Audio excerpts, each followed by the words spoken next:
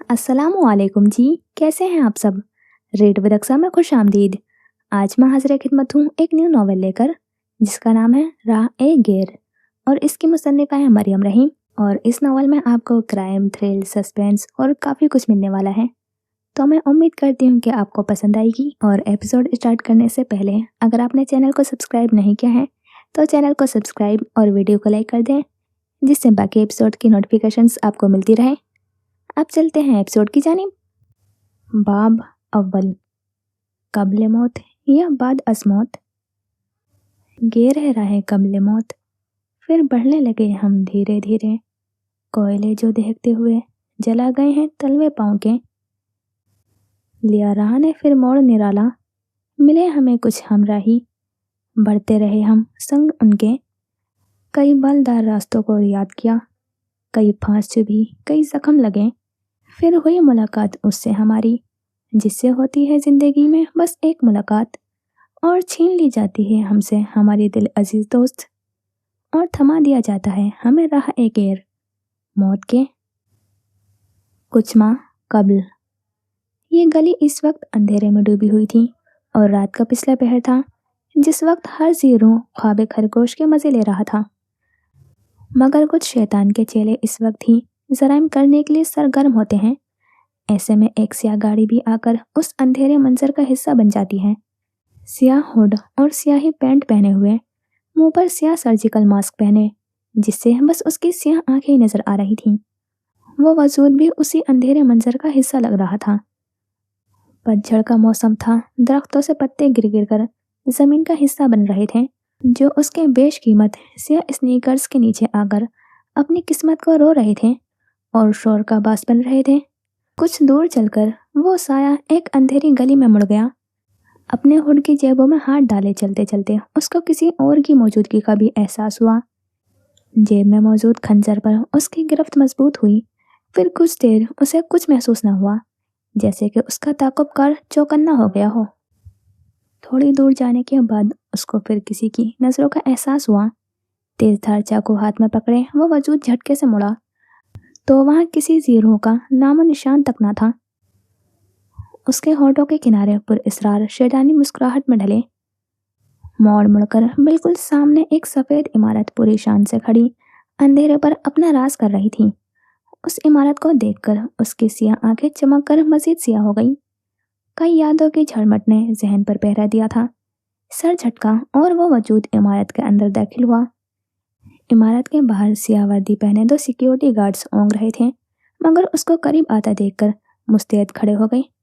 इससे पहले कि वो इंसान इमारत के अंदर जाता कि उनमें से एक गार्ड ने हाथ बढ़ाकर उसे रोक लिया। सर ने मना किया है कि किसी एरे गेरे को भी अंदर नहीं आने देना। हाथ अभी भी ऐसे ही उसके आगे हवा में तना हुआ था। चमकते चाकू पर उसकी गिरफ्त सख्त हुई, आंखों में काट पैदा हुई थी और लम्हे भर को चाकू सिक्योरिटी गार्ड के तने हुए हाथ पर रखा था। सॉरी जी, इसकी तरफ से मैं माफ़ी मांगता हूँ। ये नया है, इसको पता नहीं था जी, दूसरे गार्ड ने तेजी से कहा और पहले गार्ड को घूरते हुए उसका हाथ पकड़कर पीछे कर दिया। अब उसका रास्ता साफ था। समझा लो इसको, मेरा हाथ सोच समझ कर नहीं चलता, सर्द लहजे में कहा और चमकता हुआ चाकू हुड की जेब में वापस रख लिया और आंखों में सर्द तासुर लिया। उस शख्स को घूरते हुए वो वसूद सफ़ेद महल की वसाहतों में कहीं खो सा गया। अंदर की जानिब जाएं तो ये एक मुलाकाती कमरा था। सफ़ेद दीवारों के साथ सुरमई फर्नीचर था, जैसे कि बदी व अच्छाई का संगम हो रहा हो। सुरमई सोफे पर बैठा एक शख्स अपनी टांगें सामने पड़ी हुई सेंटर टेबल पर जमाए, हाथ में मुख्तलिफ अंगूठियां पहने और सुलगता हुआ सिगरेट थामे, वो सियाह हुड वाले इंसान को देखकर पूरी खबासत से मुस्कुराया। आओ आओ, तुम्हारा ही इंतजार था। वो इंसान अब सामने रखे सुरमई सोफे पर बैठा, हुड और मास्क हनूस पहना हुआ था। आदमी ने सर तबेर नजरें उसके वजूद पर जमाई। वह वजूद सर्द और खामोश नजरों से उन्हें देखे गया। आदमी के लबों पर मुस्कुराहट फैली। आने में कोई तकलीफ तो नहीं हुई? उनकी बात पर वह वजूद गुस्से की जद में आया। ये बस आपके रखे हुए नए अजीज ने रोक लिया था, समझा दीजिएगा उसे, मेरा रास्ता न रोके अब। वो उसकी बात पर हंसे। उसे मैंने ही कहा था, सिराज ने मुस्कुराते हुए कहा। क्या आपने? क्यों? आबरू उचका कर पूछा। सिराज ने आगे होकर सिगरेट की राख एश ट्रे में झटकी और फिर अपनी जगह से उठ खड़े हुए। उस वजूद ने अपनी स्याह निगाहों से उन्हें देखा। वो हाथ पुश्त पर बांधे दाएं बाएं टहलने लगे। छोड़ो, बेचारा नया है, अपनी ड्यूटी अच्छे से कर रहा है। कहीं आपने जानबूझकर तो नहीं बोला? फिर से आब्रू उसका कर सवाल आया। वो अब उसके सामने खड़े हंस रहे थे। हाँ हाँ हाँ, चालाक हो बिल्कुल, अपने बाप की तरह। कुछ पल को ना महसूस सा वक्फा पैदा हुआ। सिराज वापस जगह पर टांग जमाए हुए बैठे और दो उंगलियों की मदद से सिगरेट वापस लबों से लगाया। फिर कुछ ठहर कर उसका धुआं हवा में आज़ाद किया। हाँ, जानबूझकर बोला था मैंने। बस इम्तिहान ले रहा था कि वो इंसान इस काबिल भी है यहाँ काम करने के या नहीं। तुम्हें तो पता है ये धंधा ही ऐसा है, किसी पर एतबार नहीं कर सकते हम। उसने मिस्कीन सी शक्ल बनाते सिगरेट एश ट्रे में फेंका और बगौर उसकी सियाह आंखों को देखकर तासुरात जानने की कोशिश की, मगर मास्क की वजह से कुछ समझ न आया। वो वजूद उनकी आंखों में आंखें डाले चाकू से खेलने लगा। आप बहुत ऊंचा ऊंचा उड़ने लगे हैं, नीचे लाना होगा। सामने वाले की बात पर वो एकदम गुस्से का शिकार हुए, मगर कुछ सोचकर चुप रहे। जरूर इसमें भी कोई मफाद होगा, वरना वो यूं खामोश ना रहते। सामने वाले ने उसकी तरफ देखा तो इस्तेज़ाइया हंसा। मुझे क्यों बुलाया? सर्द आवाज में पूछा। सिराज ने गहरी सांस बाहर खारिज की और सोफे के हत्थे पर अंगूठियों से भरा हाथ रखा। मैं चाहता हूँ कि तुम अपनी आंखें खोल कर रखो, क्योंकि कोई है जिसे हमारे काले धंधे का इल्म है। वो कौन है मैं नहीं जानता, बस उसकी मौजूदगी ने गहरी सबूत छोड़े हैं। मैं नहीं चाहता किसी बेवकूफ़ की वजह से कुछ खराब हो। वो वसूद अपनी जगह से उठा, चाकू पर गिरफ्त मजबूत हुई और लबों पर मुस्कुराहट पैदा हुई। मेरा इस धंधे के साथ सालों का नाता है, मुझे सब मालूम है, आपको बताने की ज़रूरत नहीं। लम्हे के अंदर अंदर सिराज के वजूद में फिर गुस्से की लहर पैदा हुई। चेहरा सुर्ख हुआ, मगर उसको जैसे फर्क ही न पड़ा। उसके चेहरे के तासुर अब बदले से थे, अब उनमें कुछ सर्द सा था। और कुछ कहना है या मैं जाऊं? सिराज ने बामुश्किल खुद को मुस्कुराने पर मजबूर किया। आपको बॉस याद कर रहे हैं कितने दिनों से, आप मिल लीजिए। उन्होंने उसकी सियाह आंखों में देखकर कहा। उसके चेहरे पर लम्हे भर को एक साया सा लहराया था, लेकिन उसने फौरन अपने चेहरे पर सर्द तासुरात सजा लिए। फिलहाल मेरे पास वक्त नहीं उनसे मिलने के लिए, उनसे कह दीजिएगा जब मेरा दिल चाहेगा मैं तभी। उसने अपनी बात अधूरी छोड़ी और जाने के लिए रुख दरवाजे की जाने मोड़ा। वो वजूद जैसे आया था वैसे ही चला भी गया। पीछे बैठे सिराज उसे तरहम आमेज निगाहों से देखे गए। बाहर निकलते ही उसने जेब से मोबाइल निकाला, कोई नंबर डायल किया और तनज़िया नजरों से उस सफ़ेद इमारत को देखते कहा, सिराज की कोई कमजोरी तलाश करो। उस वजूद ने लफ्ज़ अदा करते ही दूसरी की सुने बगैर ही फोन काटा और अंधेरे में कहीं गुम सा हो गया, जैसे वो कभी दुनिया में आया ही ना हो। हाल रात ने अपने पर फैलाए तो तारीकी ने हर सू पंजे गाड़ दिए थे। ऐसे में बारीक सा हिलाल उस अंधेरे से लड़ने की भरपूर कोशिश कर रहा था, जो कुछ हद तक कामयाब भी हो चुका था। यहाँ कोई जीरो नजर नहीं आ रहा था। ऐसे में एक सफेद रंग की गाड़ी आकर कच्चे पक्के से रास्ते पर खड़ी हुई थी। रात के इस पहर जब मुकम्मल स्याही में देखती कब्रों से वहशत होती थी, तो वो आखिर को उस पहर क्यों चला आया था? कब्रिस्तान। दूर कहीं जर्द बत्ती जली हुई थी, जिससे दाखिल होने वाले शख्स के लिबास का मालूम हो रहा था। सफेद रंग की शर्ट जिसकी आस्तीनें कोहनी तक मोड़ रखी थी और स्याह पैंट, उसके जूतों पर मिट्टी की गहरी गिर जमी हुई थी। उसके दाएं हाथ में एक घड़ी थी जो इस वक्त रात के 1:30 बजा रही थी। उस कब्रिस्तान की कच्ची जमीन पर जा बजा कांटेदार झाड़ियां बिछी हुई थी, जिसे वो अपने भारी कदमों तले रोन रहा था। अब वो शख्स छोटे चबूतरे के गिर्द खड़ा था। उनसे आगे ही उसके करीब तरीन लोगों की कब्र थी, उसके माँ और बाप। वो उस चबूतरे से गुजरकर उस तरफ आया। ये कब्र कुछ उस तरह बनी थी कि उसकी माँ की कब्र एक कोने पर थी। कब्र की सफ़ेद पत्थरों से बनी हुई तख्ती पर सियाह रोशनाई से उसकी माँ का नाम दर्ज था, मगर अंधेरे के पास नजर न आया। वो कब्र एक चबूतरे जैसी थी। उसके बीच एक दो बंदे जितने खड़े होने की जगह थी। उसके बाद उसके बाप की कब्र थी, वो भी बिल्कुल इसी शक्ल की बनी थी। उसकी तख्ती पर भी सियाह रोशनाई से उसके मरहूम बाप का नाम दर्ज था। वो अपनी माँ के कदमों की जानिब बैठा था और उसका सर झुका हुआ था। शायद वो रो रहा था, क्योंकि अंधेरे की वजह से कुछ भी दिखाई नहीं दे रहा था। मेरे पास अल्लाह का दिया सब कुछ है, ऐसी कोई चीज़ नहीं जो मेरे पास मौजूद नहीं। बस एक चीज़ की कमी है, वालिदैन, जो कि अल्लाह की सबसे बड़ी नेमत है, वो ही नहीं है मेरे पास। आंसू आपके रवानी से बहने लगे। ऐसा महसूस होता था सालों पुराना जख्म अब भी वैसा ही था। गीली आंखें उठाकर कब्र की मिट्टी को छुआ। आज मेरे पास कई ऐसे दोस्त हैं जिनके पास सब कुछ है, उनके पास कई आसाइश भी मौजूद हैं, वालिदैन भी हैं, लेकिन कहते हैं ना, जो चीज़ जिनके पास नहीं होती उनसे उनकी कमी पूछें। हाथ वापस खींचा और अब वो खाली अलजहनी की आलम में हथेली को देखे गया। एक आंसू फिसलकर मिट्टी में जज़ब हुआ।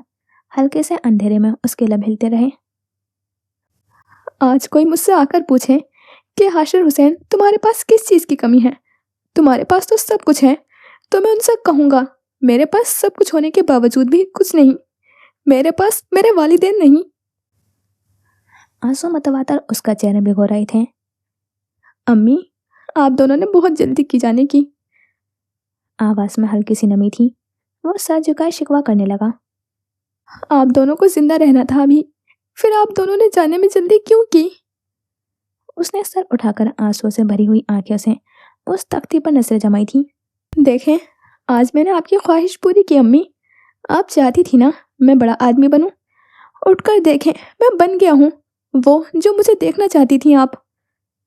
अब लोग मेरी इज्जत भी करते हैं। उसके आवाज़ में नमी घुलने लगी।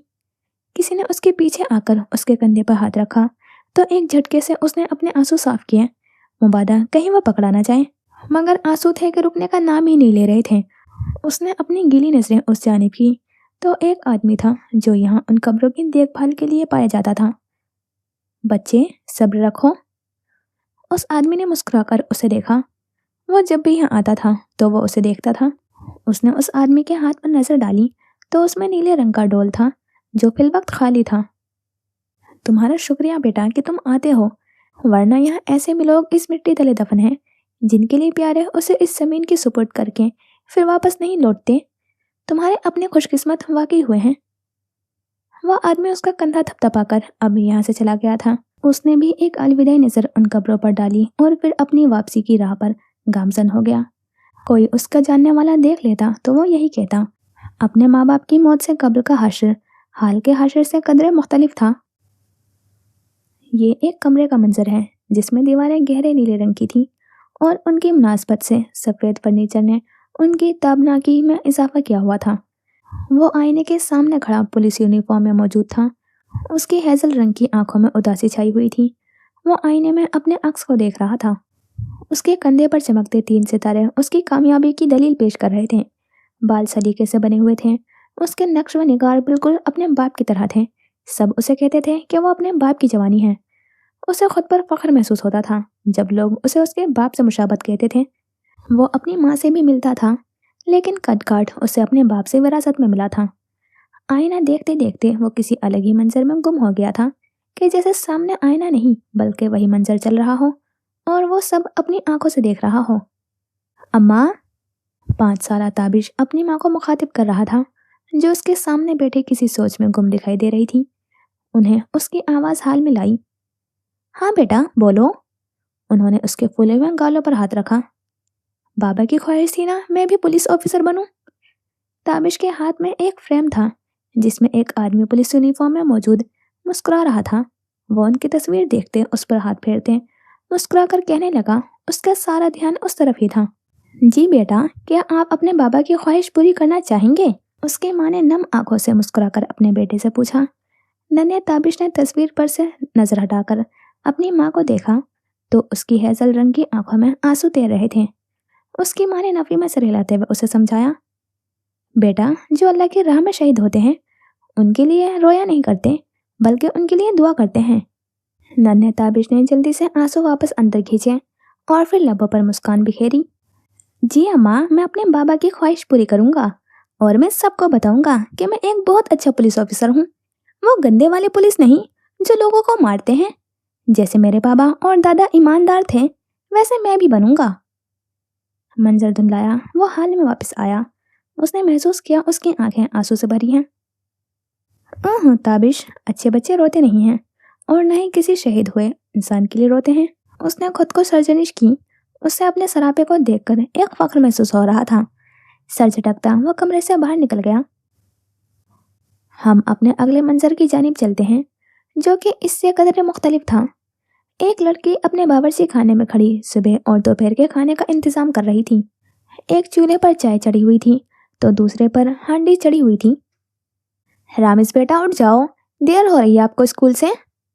اس کا گھر زیادہ بڑا نہ تھا، اسی لیے آواز ایک کمرے سے دوسرے کمرے تک بآسانی منتقل ہو جاتی تھی۔ یہ گھر بہت چھوٹا سا تھا۔ وہ کرائے کے 2 کمرے اور ایک چھوٹے سے صحن والے گھر میں اپنے ایک 5 سال کے بیٹے اور باپ کے ساتھ رہتی تھی۔ اس کا ایک بھائی بھی تھا جو نہ جانے کہاں ہوتا تھا۔ اس کا باپ ناکارہ تھا، وہ جوا کھیلا کرتا تھا اپنے کچھ موالی دوستوں کے ساتھ۔ 20 سال قبل ان لوگوں نے اپنا پچھلا گھر جوئے میں ہارا تھا۔ باپ کا ناکارہ ہونے کی وجہ سے اس نے گھر کی ذمہ داریوں کا بوجھ اپنے کندھوں پر لے لیا تھا۔ پچھلے 5 سالوں سے وہ اپنی زندگی کی گاڑی جیسے تیسے محنت کر کے چلا رہی تھی۔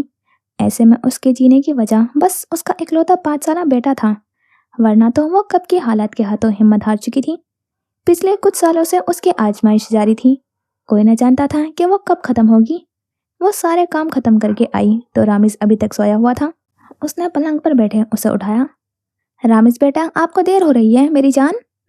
اس نے رامز کے کان میں سرگوشی نما انداز میں آواز نکالی تو رامز مسکرا دیا۔ مسکرانے سے اس کی شہد رنگ آنکھیں چھوٹی ہوئی تھیں۔ فضر کو حیرت ہوئی۔ آپ جاگ رہے تھے گندے بچے؟ رامز نے کھلکھلا کر اسے دیکھا جو اب اسے ناراض ہونے کی ایکٹنگ کر رہی تھی۔ ماما جب آپ کو پتا ہے میں اسی طرح اٹھتا ہوں تو آپ کیوں کچن سے آواز دیتی ہیں؟ فضر نے آنکھیں چھوٹی کر کے کچھ دیر کو گھورا۔ میں سمجھتی ہوں آج رامز صاحب خود ہی اٹھ جائیں گے، لیکن نہیں، رامز تو رامز ہے۔ رامز نے معصومانہ سے انداز میں اسے دیکھا تو فضر کو اس پر ٹوٹ کر پیار آیا تھا۔ فضر نے اپنی دونوں باہیں پھیلا دی۔ وہ رامز کے بال سہلا رہی تھی جب ایک سوچ اس کے ذہن میں نمودار ہوئی کہ اگر اس کا یہ بیٹا نہ ہوتا تو اس کے جینے کی تمنا ہی مر جاتی۔ یہ کراچی کا ایک مشہور معروف علاقہ تھا جہاں بلند و بالا عمارتیں اپنی پوری چکا چوند اور خوبصورتی وارانائی کے ساتھ کھڑی ہوئی تھی۔ دیواروں پر جا بجا شیشے کا کام ہوا تھا اور اتنی چمکدار تھی کہ تم اپنا عکس بآسانی اس میں دیکھ سکتے ہو۔ ایسے ہی ایک عمارت کے اندر کا رخ کرو تو اندر ریسیپشن پر ایک لڑکی بیٹھی تھی۔ وہ اپنے سامنے ایک فائل پھیلائے اس کا معائنہ کر رہی تھی۔ یہ ایک کافی عالیشان سا آفس تھا۔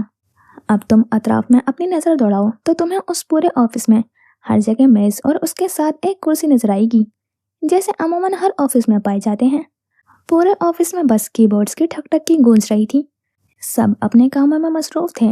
ایسے میں اس لڑکی کی ہیل کی آواز پورے آفس میں ارتاش پیدا کر رہی تھی۔ اس کا رخ اپنے کمرے کی طرف تھا، مگر اس کی طاہرانہ نظر ارد گرد کا باریکی سے جائزہ لے رہی تھی۔ ایسے میں وہ چلتے چلتے ایک لڑکی کے پاس رکی۔ اس لڑکی کے اسٹریکنگ شدہ سیاہ بال کھل کر کندھوں پر گرے تھے۔ اس نے ایک لمبی سیاہ اسکرٹ کے ساتھ لانگ سیاہ شرٹ پہنی تھی اور چہرے پر ہلکا پھلکا میک اپ تھا۔ وہ آرام سے ہاتھ آپس میں سینے پر باندھے اس لڑکی کو دیکھ کم گھور زیادہ رہی تھی۔ فضر اپنے کام میں اتنی مہو تھی کہ اسے پتہ ہی نہ چلا کہ وہ لڑکی کب اس کے پیچھے آ کھڑی ہوئی ہے۔ فضر نے سادہ لون کی شلوار قمیض پہن رکھی تھی، دوپٹہ سر پر ڈال رکھا تھا اور سیاہ بال ہائی پونی ٹیل میں باندھ کر کان میں چھوٹے ٹاپس پہنے اور ہلکے میک اپ میں موجود تھی۔ کسی کی موجودگی کو محسوس کرتے وہ سرعت سے اپنی جگہ سے کھڑی ہوئی تو نظر اس لڑکی پر ٹھہری۔ ہاتھ ادب سے ایک ساتھ جمائے وہ اس سے ہم کلام ہوئی تھی۔ السلام علیکم میم۔ اس نے سر ہلا کے اس کے سلام کا جواب دیا۔ وہ ابھی بھی ویسے ہی انداز میں ہاتھ اپنے سینے پر باندھے کھڑی فضر کو دیکھ رہی تھی۔ وہ اس کی نظروں کو سمجھ نہیں پا رہی تھی۔ میم کیا کوئی پرابلم ہے؟ اس نے ڈرتے ہوئے پوچھ ہی لیا۔ نہیں، کچھ نہیں۔ سر نظروں سے اطراف میں نظر گھماتے دیکھا۔ سب دم سادے بیٹھے کن اکھیوں سے انہیں دیکھ رہے تھے۔ سیاہ بالوں والی لڑکی نے نخوت سے سر جھٹکا اور اپنے کمرے کی طرف چل دی۔ پیچھے سب نے اپنی رکی ہوئی سانسیں خارج کی تھیں۔ یہاں پر موجود ہر انسان پر اس کا رعب قائم تھا۔ سب اس سے بات کرنے سے کتراتے تھے۔ اس کی آنکھوں میں ہم وقت ہی ایک بیزاری سی چھائی رہتی تھی۔ یہ بیزاری کی دبیستیں صرف ایک صورت میں چھٹتی تھی، جب وہ انسان اس کی نظروں کے سامنے ہوتا تھا۔ وہ انسان جسے وہ اپنا سب کچھ مانتی تھی، مگر آج تک اس سے کچھ کہنے کی ہمت نہ کر پائی تھی۔ وجہ اس کی انا تھی جو اسے اپنے محبوب سے بھی زیادہ پیاری تھی۔ تابش پولیس اسٹیشن میں موجود اپنی مخصوص کرسی پر بیٹھا تھا۔ سامنے اس کے ٹیبل پر 2 چائے کے خالی کپ رکھے تھے जो वो थोड़ी देर पहले ही पिए जा चुके थे। उसके सामने एक शख्स सर झुकाए बैठा था। कहे अंकल, क्या मसला है आपके साथ? उसने दोनों हाथ की हथेलियां टेबल पर जमाए उन्हें देखा। बेटा, मेरी बेटी के साथ ज्यादती हुई है। उस आदमी की आवाज में तकलीफ साफ घुली थी। उसने सवालिया अंदाज में उन्हें देखा, फिर मुखातिब हुआ। आप मुझे तफसील से बताएं अंकल कि आपकी बेटी के साथ ये हादसा कब पेश आया और किस वक्त आया? आदमी ने मुट्ठी जोर से बंद की। 2 दिन पहले मेरे भाई के लड़के ने किया है सब। उस आदमी की रोती हुई आवाज गूंजी थी। तो आप तब क्यों नहीं आए? उस आदमी ने अपने आंसू से भरी हुई आंखें उठाकर उसे देखा। मैं बदनामी के डर से चुप था। ताबिश ने अफसोसनाक अंदाज में उसे देखा। आप चुप थे या आपको चुप करवाया गया था? उस आदमी से कोई जवाब ना बन सका तो सर झुका लिया। ताबिश को उनका चेहरा देखकर तरस आया था। अंकल, आप परेशान मत हो। इंशाल्लाह आपकी बेटी को इंसाफ दिलाने के लिए मैं हर मुमकिन कोशिश करूंगा। हसन, FIR दर्ज करो। FIR दर्ज करवाकर वो आदमी कुर्सी से खड़ा हुआ और उसके सामने हाथ जोड़े। ताबिश फौरन ही अपनी कुर्सी से उठकर उनके सामने आया और उनके जुड़े हुए हाथ थामते हुए उस आदमी को अपने गले लगा लिया। वो आदमी सिसकियों से रोने लगा था। कुछ ही देर में वो आदमी चला गया तो ताबिश के जहन में फिर से एक और मंजर लहराने लगा था। उस मंजर में वो ही था और उसके सामने एक आदमी बैठा था जो उसे एक शहीद होने वाले की कहानी सुना रहा था। फिर उसके सीने पर एक गोली लगी और उसने कलमा तैयब पढ़ते हुए आंखें मूंद ली। बेटा, बाबा, लेकिन वो अपनी जान भी तो बचा सकता था ना, वो भाग सकता था। उसने अपनी नन्ही सी आंखों में हैरत लिए पूछा था। उसके सामने बैठे शख्स ने मुस्कुराकर उसे देखा। हाँ बेटा, वो चाहता तो भाग सकता था, लेकिन शहीद अल्लाह के लिए हुआ है। वो अल्लाह को क्या मुंह दिखाता? अगर नहीं होता तो अल्लाह उससे सवाल करते। इसलिए वो अल्लाह के पास एक ही जिस्त में पहुंच जाना चाहता था। उन्होंने उसकी तरफ देखा और फिर पूछा, क्या आप शहीद होना पसंद करोगे या फिर भाग जाना? उनका सवाल सुने ताबिश ने कुछ सोचकर उन्हें देखा। बाबा, मैं शहीद होना चाहूंगा। उसका जवाब सुनकर वो शख्स मुस्कुरा दिए, फिर कहने लगे, इसके लिए आपको अल्लाह पाक का पसंदीदा इंसान बनना होगा। क्या आप उनके पसंदीदा इंसान बनोगे? उसके चेहरे पर एक पल को उदासी का घेरा हुआ था। उसने उदास नजरों से अपने बाप को देखा। पता नहीं बाबा। वो शख्स हंसने लगे। अगर मैं कहूँ कि आप पुलिस ऑफिसर बने तो आप बनेंगे? उन्होंने सवालिया अंदाज में उससे पूछा। अंदर कहीं उनके दिल की तमन्ना थी कि वो पुलिस ऑफिसर बने, उनकी और उनके वालिद की तरह ही। ताबिश की आंखें चमक उठी थी, जैसे उससे फैसला हो गया हो। जी बाबा। उसका जवाब सुने वो शख्स खुश हुए, फिर कहने लगे, लेकिन एक बात, आप हमेशा सच्चाई का दामन थामे रहेंगे, एक अच्छे ईमानदार पुलिस ऑफिसर की तरह सब लोगों की मदद बगैर सोचे समझे करेंगे। उसने बाप की बात सुनते हुए सर हिलाया। माजी की भूल भुलैयों से उसे मोबाइल की आवाज ने बाहर निकाला था। जेब से मोबाइल निकाल कर देखा, स्क्रीन पर पढ़ाकू आदमी लिखा नजर आ रहा था। एक पल में संजीदा से बैठे हुए ताबिश अलवी के चेहरे पर शैतानी मुस्कुराहट रेंगने लगी थी। उसने कॉल यस की ही थी कि दूसरी जानिब से आवाज आई, कहाँ हो, अभी तक आई क्यों नहीं? उसके सवाल पर उसे हंसी आई थी। कभी कभी तो मुझे लगता है कि तुमने पिछले जन्म में मेरी बीवी का किरदार अदा किया होगा। क्या मतलब? मोबाइल के दूसरी तरफ से हैरान भरा जवाब मौसूल हुआ। मतलब ये कि बीवियां अपने शौहरों से इसी तरह ही पूछती हैं, कहाँ हो, कब आओगे, खाना खाया? इसलिए मुझे शक सा हो रहा है कि तुम मेरे पिछले जन्म की बीवी तो नहीं थे। मोबाइल की दूसरी जानिब से कुछ बड़बड़ाकर गुस्से से फोन काट दिया गया। अब वो घर जाने की तैयारी कर रहा था। उसने सोचा घर जाकर थोड़ा आराम करेगा और फिर ऑफिस जाएगा, लेकिन क्या उसके नसीब में आराम लिखा भी है? हम अपने अगले मंजर की तरफ बढ़ते हैं तो क्या देखते हैं कि ये एक बड़े से ऑफिस का कमरा है। जमीन पर काले रंग का मखमली कारपेट बिछा है। दीवारों पर सफेद रंग हुआ है। एक दीवार पर फुल वॉल बुक शेल्फ है जो कि किताबों से भरी हुई है। बुक शेल्फ के बिल्कुल सामने वाली दीवार पर कदावर खिड़की थी जिससे आधा शहर का नजारा होता था। सारा इंटीरियर स्याह और सफेद था। जैसे मकीन को ये दो रंग बहुत पसंद है। गर्ल्स कमरा बहुत कमाल था और ऐसे में उस कमरे में रखी हुई स्याह मेज और कुर्सी, उस पर पुरसोस अंदाज में बैठा वो शख्स भी उसी खूबसूरत मंजर का हिस्सा लग रहा था। बाल जेल की मदद से पीछे किए, उसकी सफेद जेल के साथ भूरी आंखें और गाल पर पड़ता हुआ एक गड्ढा जिसको वो कभी कभी ही शरीक रौनक बख्शता है। क्योंकि वो ज़्यादातर संजीदा रहता है। उसने आज फॉर्मल कपड़े पहने थे, सफ़ेद रंग के बाजू कोहनियों तक मोड़े, साथ सिया रंग की पैंट पहने हुए और कोट अपनी कुर्सी की पुष्ट पर डाले। चेहरे पर संजीदगी लिए वो अपनी भूरी आंखें किसी गैर मरी नुक्ते पर गाड़े सोचने में मसरूफ था कि अचानक कोई दरवाजे पर नमूदार हुआ। सिफा दरवाज़ा खोलकर अंदर आई तो वो उसी तरफ ही अजीब सी नज़रों से देख रहा था। हेलो, क्या तुम फ्री हो? वो अंदर आकर सीधा उसकी कुर्सी के पास आई थी। उस लड़की ने आज भी हमेशा की तरह लॉन्ग शर्ट के साथ लंबे पाइचों वाला ट्राउजर पहन रखा था। स्ट्रिंग बाल दोनों कंधों पर आगे किए हुए और हल्के मेकअप के साथ थी। हाशिर ने ना महसूस अंदाज में अपनी कुर्सी थोड़ी पीछे की। सिफा ने मुट्ठियां भींचकर जब्त करने की कोशिश की, लबों पर जबरदस्ती मुस्कुराहट फैलाई। नहीं, मैं बिजी हूँ, तुम्हें कुछ काम था? उसने एक नीले रंग की फाइल खोलकर अपनी नजरें उस पर जमाई।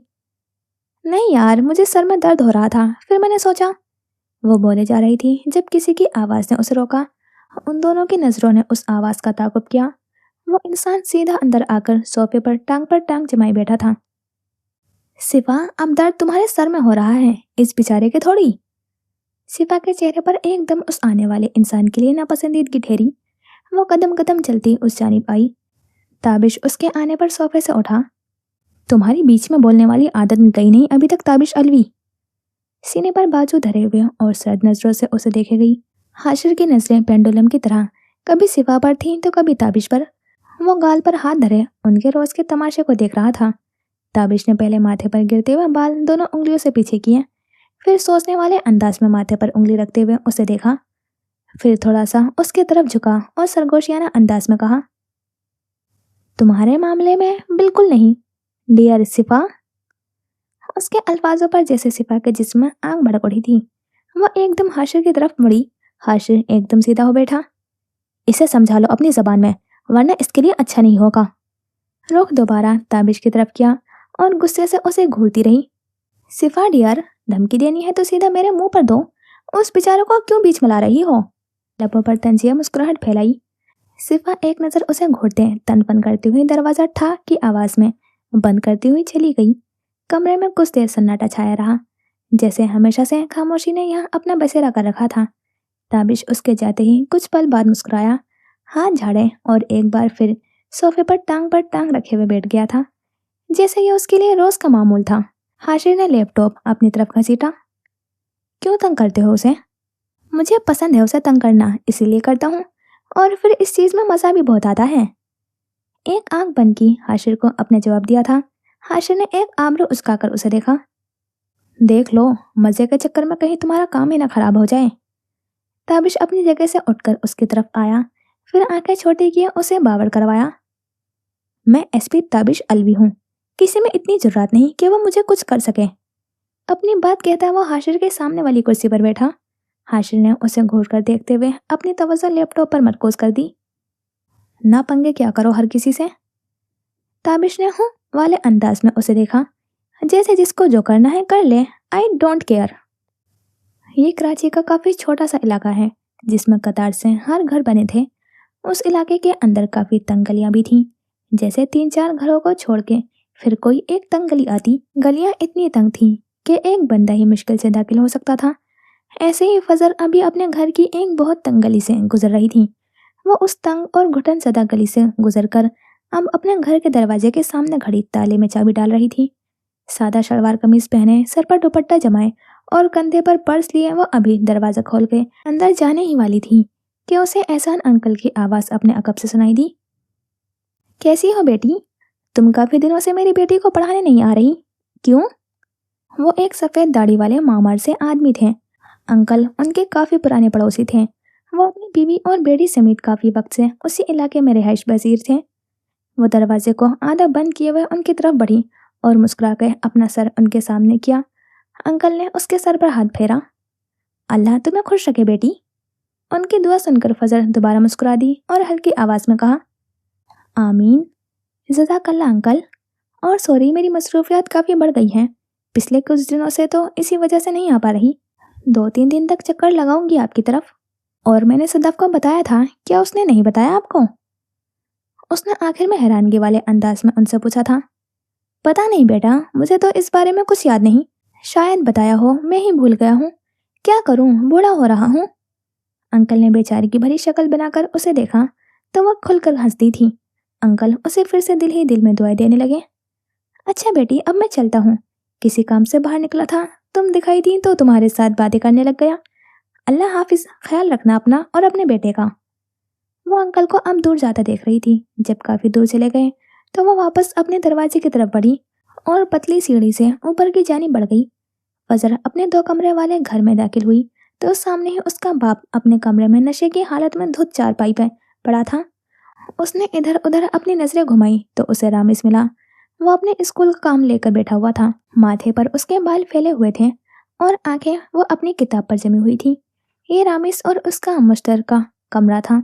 उसके कमरे में एक पलंग के साथ ड्रेसिंग टेबल रखा हुआ था और उससे कुछ फासले पर एक लकड़ी की मेज थी जिसके सामने उसका बेटा अपनी कुर्सी पर बैठा स्कूल का काम कर रहा था। फजर उसके पास आई। रामिस, आपने खाना खा लिया? रामिस उसे देखकर मुस्कुराया। जी मम्मा, खा लिया था, बस इन्होंने नहीं खाया, जब से आए हैं ऐसे ही बेहोश पड़े हैं। रामिस ने बेहोश पड़े हुए अपने नाना को देखकर अफसोस भरे अंदाज में कहा। फजर ने एक ठंडी सांस भरकर उस चारपाई पर लेटे हुए वजूद को देखा। पता नहीं बाबा ये आदत छोड़ क्यों नहीं देते। उनकी इस हालत की वजह से ही हमारे घर की हालत ठीक नहीं रहते, पर उनको जैसे इस बात की परवाह ही नहीं है। फजर ने आंखों में आंसू लिए अपने बाप को देखा तो अफसरदगी से बोल दिया, मामा ये एक ऐसी आदत है जो बहुत मुश्किल से छूटती है। आप इसको कितना ही छोड़ने की कोशिश करें ये आपसे नहीं होगा, क्योंकि बाज़ आदतें ऐसी होती हैं जिन्हें छोड़कर भी हम नहीं छोड़ सकते। फजर उसकी बात सुनकर हैरान रह गई थी। वो 5 साल का था और बातें बहुत बड़ों वाली कर रहा था। रात का वक्त था। फजर इस वक्त अपने कमरे में मौजूद ऑफिस का काम कर रही थी और रामिस अपनी मखसूस मेज पर बैठे अपने किसी खेल में मगन था। वो लोग खाना खा चुके थे, सिर्फ एक शख्स के अलावा, जो कि होश में आते ही बाहर चले गए थे। फजर ने रामिस को देखा जो सर झुकाए हुए खेल में मशगूल था। रामिस बेटा, सो जाओ अब। रामिस ने अस्पात में सर हिलाया। जी मामा, बस आया। वो अपना सारा फैलावा समेटने लगा। फजर को उसकी ये सफाई की आदत बहुत अच्छी लगती थी। जब भी वो अपने खेल से उकता जाया करता था, काम खत्म कर लेता तो सामान समेट लिया करता था। फजर ने एक नज़र घड़ी की जानिब देखा। रात के 12 बज रहे थे और अभी तक उसके बाबा घर नहीं आए थे। सुबह वो जब सो रहे थे तभी वो उन्हें बताए बगैर चली गई थी। वैसे भी ज़्यादा बात नहीं होती थी उनकी। उसी पल दरवाजे की आवाज़ उसके कानों में गूंजी। उसने अपना दुपट्टा दुरुस्त किया और दरवाजे की तरफ आई। दरवाज़ा खोलते ही उसकी नज़र उनकी जानिब उठी। उस शख्स की आंख बिल्कुल फजर की तरह थी, शहद रंग। उस शख्स के बाल बिखरे थे, आंखों में एक अलग किस्म का रंग था। वो आदमी फजर को अपने रास्ते से हटाते हुए लड़खड़ाते कदमों से अंदर आए और सीधा अपने कमरे की जानिब जाने लगे, लेकिन फजर की आवाज़ ने उन्हें रोका और उसकी आवाज़ में हल्की सी नमी थी। बाबा, आप ये सब छोड़ क्यों नहीं देते? आपकी वजह से हम सब परेशान हैं। उस आदमी ने गुस्से से लाल होती हुई आंखें उस पर जमाई। अपने काम से काम रखो। वो अब लड़खड़ाते कदमों से अपने कमरे में चले गए और दरवाजा ठक की आवाज़ के साथ बंद किया। वो पीछे मुड़ी तो रामिस खड़ा था। मामा चले, सो जाए, मुझे नींद आ रही है। उसने सर हिलाया और दरवाजे वगैरह लॉक करने लगी। अब वो अपने पलंग पर मौजूद थी और रामिस उसके बराबर में सो रहा था। फजर के हाथ में एक सियाह रंग की डायरी थी जिसमें वो अल्लाह से बातें किया करती थी। अभी वो उस पर झुकी कुछ लिख रही थी। आज फिर बाबा शराब पीकर घर आए हैं। मैंने उनसे पूछा कि आप ये छोड़ क्यों नहीं देते, तो पता है उन्होंने क्या कहा? फजर की आंख से एक आंसू झलककर डायरी की सियाह रोशनाई पर जज़ब हुआ। उन्होंने मुझे कहा कि मैं अपने काम से काम रखूं।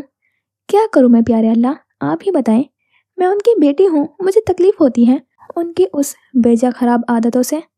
उन्हें पता भी है उसकी वजह से मेरी माँ की जान गई है, मेरी जिंदगी बर्बाद हो गई, लेकिन ये समझते ही नहीं है। बरसों से उनकी ये आदत चल रही है। इस शराब ने उनके जिस्म को अंदर से खोखला कर दिया है, फिर भी वो नहीं छोड़ते।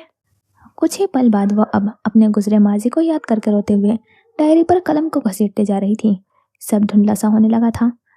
उसके इर्द गिर्द हर चीज़ बदलने लगी। वो कहाँ है उसे कुछ याद न रहा। वो मुकम्मल तौर पर आसपास होते हुए मनाजिर से गाफिल हो चुकी थी। उसी वक्त एक चमक सी उभरी और भरपूर मंजर पर जज़ब सी हो गई थी। नया मंजर अपने आप में रंग भरने लगा।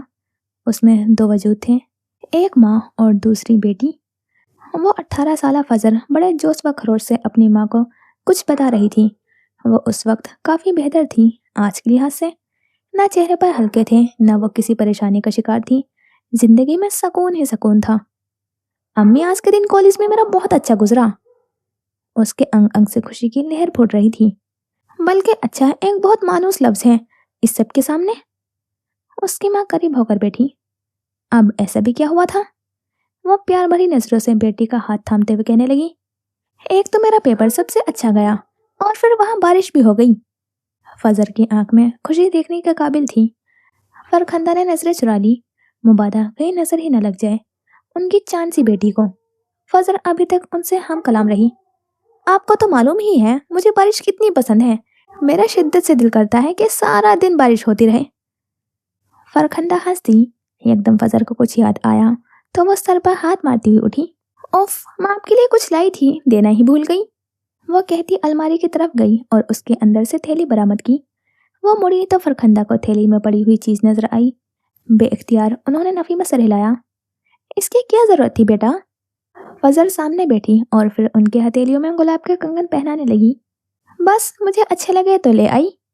وہ دونوں ماں بیٹی باتوں میں مگن تھی، تبھی کوئی تیز قدموں کے ساتھ چلتا ہوا اس کمرے میں داخل ہوا۔ دونوں نے سر اٹھا کر اس شخص کی جانب دیکھا اور پھر سانس لینا بھول گئی۔ اپنے آس پاس دونوں کو کافور کی بو محسوس ہونے لگی۔ اس شخص نے جھک کر فضر کو بالوں سے جکڑا۔ تکلیف کی شدید لہر پورے جسم میں دوڑی۔ وہ سمجھنے سے قاصر تھی اس کے ساتھ ہوا کیا ہے۔ وہ کراہی، چیخی، ان چیخوں میں فرخندہ کی چیخیں بھی شامل تھیں۔ اس کے باپ نے اسے زوردار تھپڑ رسید کیا تھا۔ چپ چاپ چلو میرے ساتھ۔ وہ آدمی زبردستی فضر کو گھسیٹ کر کمرے سے باہر لے جانے لگا۔ فرخندہ بیچ میں آئی۔ کہاں لے جا رہے ہیں اسے؟ وہ زور سے بولی تو زلفی نے الٹے ہاتھ کا تھپڑ انہیں رسید کیا، جس کی وجہ سے وہ گرتے گرتے بچی۔ وہ آدمی ان پر دہاڑے، میرے معاملات میں مداخلت کی تو تیری یہ ٹانگیں کاٹ دوں گا۔ فضر کے بال اب تک ان کی مٹھی میں تھے۔ کئی بار اس نے چھڑوانے کی کوشش کی مگر پکڑ سخت تھی۔ اس نے ایک لمبی سانس کھینچی۔ مشکل تھا ماضی کو یاد کرنا۔ ایک الگ قسم کی تکلیف سے دوچار ہونا مشکل ہوتا ہے ان کے لیے جن پر وہ گزری ہے۔ اس کے باپ نے زوردار انداز میں اسے ایک آدمی کے سامنے لپٹکا۔ وہ ان کے قدموں میں گری، آنسو بہانے لگی۔ اسے امید نہیں تھی زلفی یہ سب کر گزرے گا۔ ہاں، اسے اپنے باپ کے متعلق سب معلوم تھا، کچھ بھی ڈھکا چھپا نہیں تھا، مگر کچھ تھا جس کی وجہ سے دل میں شدید تکلیف پیدا ہوئی تھی۔ اس نے شکوہ کناہ نگاہ اٹھا کر باپ کو دیکھا۔ کیا باپ ایسے ہوتے ہیں؟ باپ تو اپنی اولاد کے لیے چھاؤ سامان ہوتے ہیں، مگر اس کا باپ کیا نکلا؟ پیسوں کی لالچ میں اپنی سگی اولاد بیچنے والا۔ آنسو تھے کہ رکنے کا نام نہیں لے رہے تھے۔ ذوالفقار مت کریں، آپ کو اللہ کا واسطہ ہے۔ فرخندہ نے روتے ہوئے اس کے سامنے ہاتھ جوڑے۔ فضر بھی گٹ گٹ کر رو رہی تھی۔ زلفی نے فرخندہ کو پھر سے زوردار جھٹکا دیا۔ وہ زمین پر جا گری۔ گرنے سے سر پھٹ چکا تھا۔ چاروں اور مٹی والے فرش پر خون بہنے لگا، گاڑھا خون۔ فضر نے ہاتھ اٹھا کر انہیں آواز دی مگر اس کی پکار نہیں سن سکی کیونکہ وہ دنیا و مافیا سے بے ہوش ہو چکی تھی۔ فضر چیخنے لگی تھی مگر زلفی بغیر کوئی توجہ دیے سامنے والے سے کہنے لگا، پورے 50 لاکھ لوں گا، اس سے کم 1 روپیہ نہیں۔ ہاتھ کی پشت سے بہتا ہوا آنسو صاف کیا، لبوں سے سسکی ابھری۔ اس نے بے ساختہ ہاتھ منہ پر رکھ دیا۔ اس سے ڈر تھا کہ رامس نہ جاگ جائے۔ وہ دوبارہ لکھنے کو جھکی۔ اس آدمی نے اسبات میں سر کو جنبش دی۔ پینٹ کی جیب سے کئی سارے نوٹوں کی گڈیاں نکال کر زلفی کی طرف اچھالی۔ کچھ گڈیاں گر چکی تھیں جنہیں اٹھانے کی گرج سے زلفی جھکا۔ ایک نظر فضر پر ڈال کر پھر نخوت سے اس کی حالت پر ہنسا۔ زمین پر پھیلی ہوئی گڈیاں اٹھا کر ان کی خوشبو سونگھی، پھر دل فریب مسکراہٹ سے اس آدمی سے کہا، اب یہاں بیٹھے میرا منہ کیا دیکھ رہے ہو؟ اٹھاؤ اسے اور دفع ہو۔ وہ نوٹوں کی گڈیاں پکڑے یہاں سے جانے لگا بغیر فرخندہ کے بے ہوش وجود کو دیکھے۔ اس سے ضبط کرنا محال ہو رہا تھا۔ آنسو کی لڑیاں بہتی ہی جا رہی تھیں۔ آنکھیں کچھ دیر کے لیے بند کی، گیلی سانس باہر کو خارج کی، پھر ایک بار پھر لکھنا شروع کیا۔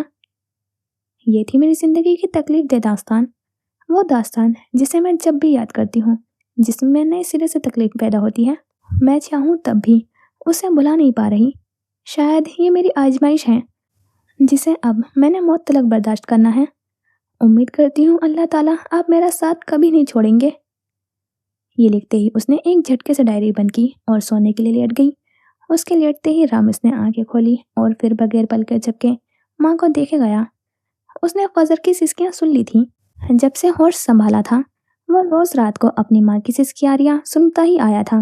उसने अपने हाथ फजर के गाल पर रखा तो उसने फौरन आंखें खोल ली। वो यकतक रोई हुई आंखों से रामिस को देखे गई। उसके गाल से एक बहता हुआ आंसू रामिस ने अपनी हथेली से साफ किया। फजर उसकी इस हरकत पर नम आंखों से मुस्कुरा दी, फिर दोनों बाहें फैलाकर रामिस को पास आने का इशारा किया। रामिस ने फौरन उस पर अमल किया। बेटे के पास आते ही फजर के वजूद में यह गुना सुकून फैला। एक वो ही तो था जो उससे मुखलिस था। उसी के होने से उसकी जिंदगी बहार थी। अगर उसका बेटा ना होता तो वो तो कब की जिंदगी से हार जाती। कुछ पल तो ऐसे ही गुजर गए। रामिस ने फजर के सीने से सर उठाकर उसकी आंखों में देखा। मामा, मैं आपका सुपर हीरो हूँ, मैं हर जगह आपको प्रोटेक्ट करूंगा। फजर को उसके लफ्जों पर बेइख्तियारी प्यार आया। उसने रामिस के बालों को चूमा और फिर वो दोनों नींद की वादियों में गुम हो गए। हम उस 2 मंजिला इमारत की बालाई मंजिल पर बने आखिरी कमरे में जाते हैं तो देखते हैं उस कमरे का दरवाजा बंद होने में 1 इंच की दूरी पर है। उस कमरे में चारों ओर नजर दौड़ाएं तो उसकी हर दीवार पर सिवा की तस्वीर नस्ब थी। किसी तस्वीर में वो मुस्कुरा रही थी तो किसी में बस संजीदा सी खड़ी थी। उस कमरे में एक किंग साइज बेड, उसकी 2 छोटी साइड टेबल और एक सिंगार मेज था और एक छोटी सी बालकनी थी जिससे बाहर का खूबसूरत नज़ारा पेश आता था। उसके कमरे की दीवारों का रंग सुरमई था और उसी इम्तिजाज का उसने फर्नीचर रखा हुआ था। उस कमरे की खिड़कियां न ज़्यादा बड़ी थी न छोटी। सिफा इस वक्त बालकनी में उसकी रेलिंग से टेक लगाई हुई खड़ी थी। रोशनी बस कमरे तक ही महदूद रही थी। कुछ बुलंदों बाला इमारतें चांद की रोशनी में गर्दनें झुकाए हुए उसे देखने में मगन थी। उसने नाइट सूट पहन रखा था। शर्ट की आस्तीन आधी थी जिससे उसके सफ़ेद बाजू झलक रहे थे। उसके हाथ में एक फ्रेम था जिसमें नजर आते मुस्कुराते इंसान पर उसकी नजरें थीं, जिसे वह मुसलसल बस खामोशी नजरों से देखती जा रही थी। आंखों में कई सारे शिकवे थे मगर लबों से जुदा होने का नाम नहीं ले रहे थे। उसने उस तस्वीर को ऊंचा करके चेहरे के सामने किया। चांद की रोशनी में चेहरे के तासुरात वाज़े हुए। आंखों में गहरी सर्द महरी थी। ऐसा लग रहा था अभी किसी का कत्ल कर दे। लबों पर हल्की मुस्कुराहट पैदा होकर मालूम हुई। आंखों के तासुरात भी बदले। फिर एकदम बालकनी की छत से तस्वीर नीचे की जानी फेंक दी। तस्वीर पथरीली सड़क पर गिरकर कांच के टुकड़ों में तकसीम हुई थी। उस इंसान का चेहरा एकदम से मिट गया। उसकी नजरें उन टूटे हुए कांच पर जम गई। वो भी अंदर से उस टूटे हुए कांच की तरह ही थी जो अगर किसी ने उसे छुआ तो वो इंसान खुद पाश पास हो जाए। उसने बस ऊपर से खुद पर सख्ती का लिबादा ओढ़े रखा था। वो कदम पीछे की जानिब लेने लगी। फिर अचानक से बालकनी का दरवाजा ठा की आवाज में बंद करते कमरे में गायब हुई। शाम का वक्त था। हाशिर इस वक्त यतीम खाने की इमारत के सामने खड़ा था। उसके हाथ में कुछ फलों के थैले थे। उसने अपने कदम अंदर की जानिब बढ़ाए तो अंदर कुछ बच्चे उसी के इंतजार में थे। उस पर उनकी नज़र पड़ते ही एक अलग किस्म का सुकून बरपा हुआ था। पस मंजर में उसके वालिदैन खड़े मुस्कुरा रहे थे। बच्चे उसके हाथ से फल लेकर मजे से खाते रहे। वो बच्चों की उंगली थामे बाग में आया था। यहाँ चारों ओर हरियाली ही हरियाली थी। बच्चे अब उसे दरमियान में खड़ा किए उसके इर्द गिर्द दायरा बनाए हुए कोई गीत गाने में मसरूफ थे। वो हंसते हुए उन्हें देखे गया। वो गाड़ी में बैठने के बाद बच्चों को हाथ हिला रहा था। उसकी राह अब कहीं और की थी। फजर अपने कमरे की खिड़की के पास खड़ी चांदनी में डूबे हुए आसमान को तके जा रही थी। रात के रानी ने हर सू तन्हाई फैला रखी थी और फजर किसी गहरी सोच में गुम थी। वो खुद को किसी और ही मंजर में देख रही थी जहाँ रामिस अपने छोटे छोटे कदम उठाता हुआ उसके पास आया और उसके गालों पर बहते हुए आंसू पोंछते हुए कहने लगा, मम्मा ना रोए, रामिस को अच्छा नहीं लगता। वो रोते रोते मुस्कुरा दी और नफी में सिर हिलाने लगी। फजर हाल में आई। उसने पीछे मुड़कर रामिस को देखा तो वो सो रहा था। वो मुस्कुराते हुए उसकी जानिब आई। धीरे धीरे उसके सुनहरे बाल सहलाती रही और कई बार की सोची हुई बात दोबारा सोचती रही कि उसका बेटा न होता तो आज वो इतनी मजबूत न होती। फजर ने उसके गिर्द चादर तानी और उसके बराबर में सो गई। ताबिश अपने ऑफिस में मौजूद था। उसकी हैजल आंखों में एक खुशी झलक रही थी। पुलिस यूनिफॉर्म से तन की हुई थी। हाथ में अरबाज अलवी की तस्वीर थी जिसे देखते वो आज की रोदात सुना रहा था। आपको मालूम है बाबा, आज आपके बेटे ने वो कर दिखाया जिसका आपसे वादा किया था। आवाज में हल्की सी नमी शामिल थी मगर वो उसे भुलाए बस बोले गया, आज मैंने एक ऐसे मुस्तैक शख्स की मदद की है जो लोगों के अंदर खटखटाकर थक गया था। वो नाउम्मीद हो चुका था मगर मैंने उसे उम्मीद दिलाई कि एक ना एक दिन उसे इंसाफ ज़रूर मिलेगा और आज देखें उसे इंसाफ मिल गया। तस्वीर पर हाथ फेरा, आंख में आंसू चमका, फिर भी अपनी बात जारी रखी। میں نے उसकी मदद करते साबित कर दिया कि आज भी ऐसे पुलिस ऑफिसर मौजूद हैं जो इंसाफ का साथ देते हैं, ना कि रिश्वतखोरी करते हैं। मैंने उस शख्स की आंखों में एक अलग ही किस्म की खुशी देखी थी। उस वक्त जब वो खुशी से मेरे गले लगा था, तस्वीर टेबल पर जमाए और खुद कमरे में टहलने लगा। मुझे जिंदगी में कभी किसी ने आपके अलावा इस तरह गले से नहीं लगाया था जैसा उस शख्स ने लगाया। मुझे एक पल को तो आपकी याद आ गई। आंख से गिरता आंसू दाढ़ी में जज्ब हुआ था। वो खिड़की की तरफ आया और आसमान पर निगाह जमाकर अपने बाबा से मुखातिब हुआ। देख लें बाबा, मैंने अपना वादा पूरा किया। सर झटकते वो हंसा, मगर उस हंसी में तकलीफ घुली हुई थी। वो अब अपने सामान समेटते जाने की तैयारी में था। आज की ड्यूटी तमाम हो चुकी थी। फजर तेज तेज कदमों के साथ मोबाइल पर्स में डालते ऑफिस की इमारत में दाखिल हुई थी। शहर में मामूल से हटकर आज काफ़ी ज़्यादा रश थी, जिस वजह से वो देरी से पहुंची थी। अल्लाह, आज तो बहुत लेट हो गई। एक तो ये कराची की ट्रैफिक भी ना टाइम पर पहुंचने ही नहीं देती। वो मर्जेंडा रंग की शलवार कमीज पहने, सर पर दुपट्टा जमाए हुए, कंधे पर पर्स लटकाए, बड़बड़ाते हुए लिफ्ट में दाखिल हुई थी। अभी उसने लिफ्ट का बटन नहीं दबाया था। उसी पल कोई स्याह रंग की पैंट शर्ट पहने, हाथ में मोबाइल फोन पकड़े हुए, झुंझलाए हुए चेहरे के साथ किसी को उजलत में मैसेज करता अंदर की जानिब आया था।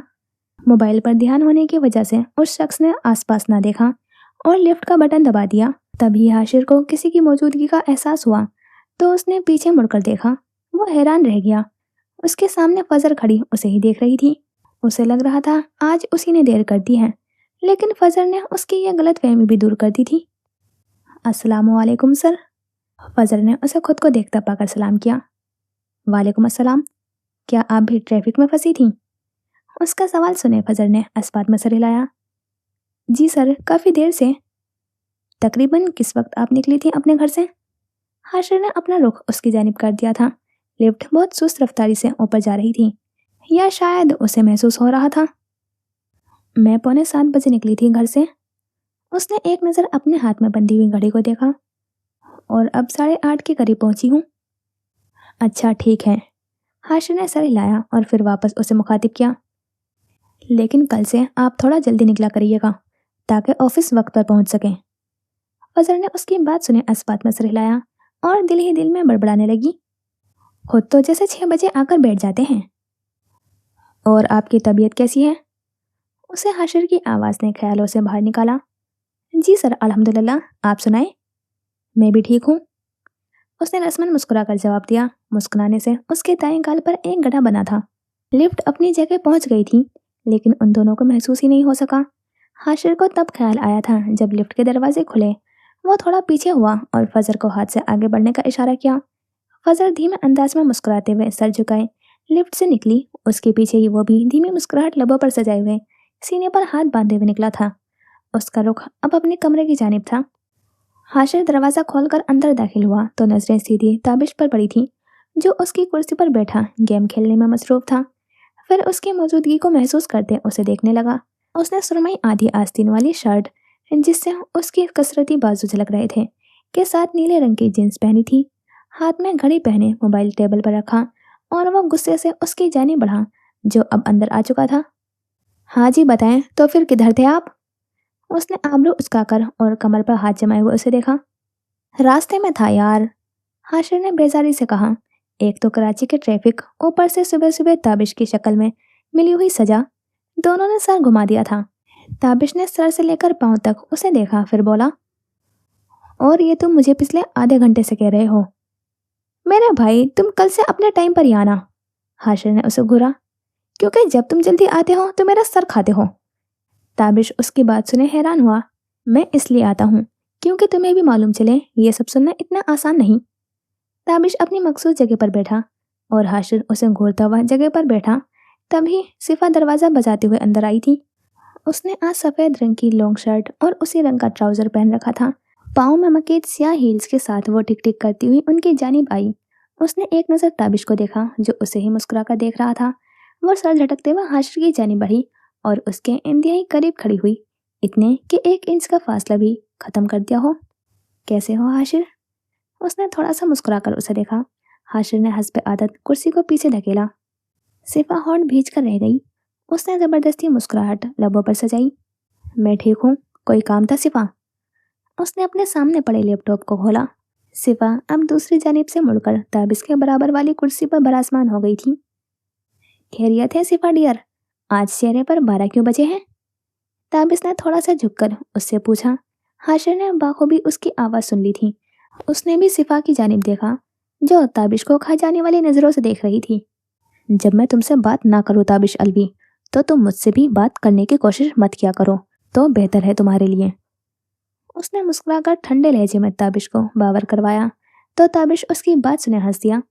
क्या करूँ सिफा डियर, मैंने इस पागल दिल को काफ़ी समझाया है, मगर दिल है कि मानता नहीं। ताबिश ने फौरन जवाब दिया था, जिससे सिफा को काफ़ी गुस्सा आया था। लेकिन एक नज़र उसने हाशिर को देखा तो खुद को बमुश्किल रोक लिया। लेकिन आखिर कब तक? ज़बान पर मचलते अल्फाज ने बाहर का रास्ता इख्तियार कर ही लिया था। समझा लो अपने दिल को फिर, क्योंकि तुम्हें काफ़ी जगह बेइज्जत करवाएगा। ताबिश ने उसकी बात सुनते ही हंसकर सर झटका। उससे पहले वो कुछ कहता, हाशिर बीच में बोल उठा।